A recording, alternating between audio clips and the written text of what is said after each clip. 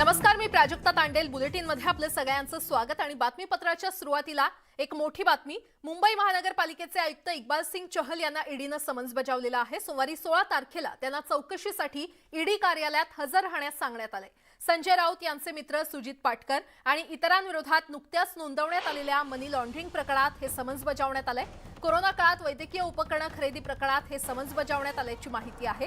तर कोरोना काळात मुंबई पालिकेने उभारलेल्या कोरोना केंद्रात मोठ्या प्रमाणात भ्रष्टाचार झाल्याचा आरोप भाजपचे नेते किरीट सोमय्या यांनी केला होता. आणि यावरच भाजपचे नेते किरीट सोमय्या बोलण्यासाठी आपल्यासोबत जोडले गेलेले आहेत. किरीटजी, न्यूज 18 लोकमत मध्ये आपलं स्वागत आहे. इक्बाल सिंग चहल यांना ईडीनं समन्स बजावलेलं आहे. बीएमसीवर नेमके तुमचे आरोप काय आहेत? एक मिनिट जरा क्षमा मागतो. आता आरोपाचा पलीकडे गेलो आहोत आपण, कारण की मी फेब्रुवारी 2022 मध्ये आझाद मैदान कोर्टात अर्ज केला होता, याचिका केली होती, कारण की उद्धव ठाकरेंनी कोविड घोटाळ्यातील चौकशी नाकारली होती. बरं.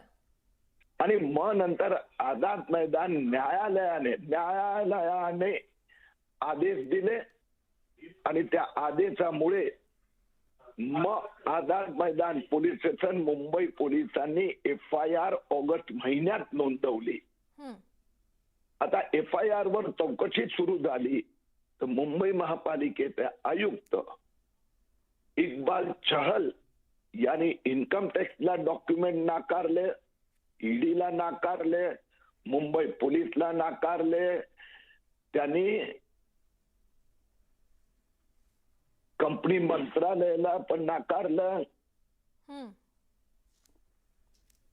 मराठी. आणि म्हणून आता शेवटी इक्बाल चहलला ईडीने आदेश दिलाय हाजीर हो. बरं. कारण की ही जी कंपनी आहे जी अस्तित्वातच नाही, असा बोगस प्रकाराचा कंपनीला कॉन्ट्रॅक्ट मुंबई महापालिका आयुक्त इक्बाल चहलची सही आहे त्या कॉन्ट्रॅक्टवर. तर असा फर्जी कंपनीला कॉन्ट्रॅक्ट कसा दिला, कुणाच्या सांगण्यावरून दिला? फोन मातोश्रीवरून आला होता की फोन भांडूपवरून आला होता, ही माहिती महापालिका अधिकाऱ्यांना द्यावीच लागणार.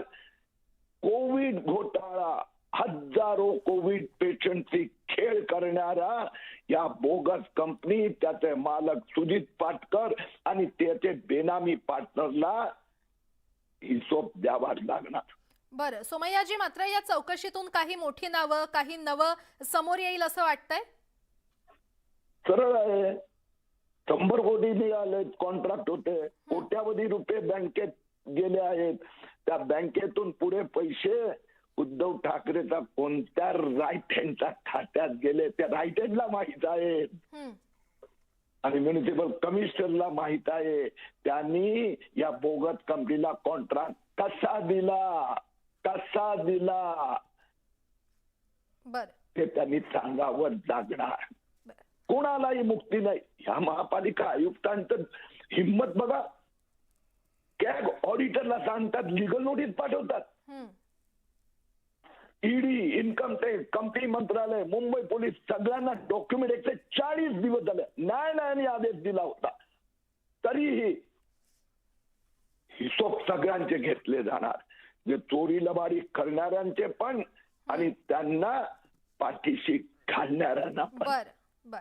सोमय्याजी, धन्यवाद न्यूज 18 लोकमतशी संवाद साधण्यासाठी. तर हिशोब सगळ्यांचे घेतले जाणार अशी प्रतिक्रिया किरीट सोमय्या यांनी दिलेली आहे. इक्बाल सिंग चहल यांना ईडीकडून समन्स बजावण्यात आलेला आहे आणि त्यांची चौकशी होणार.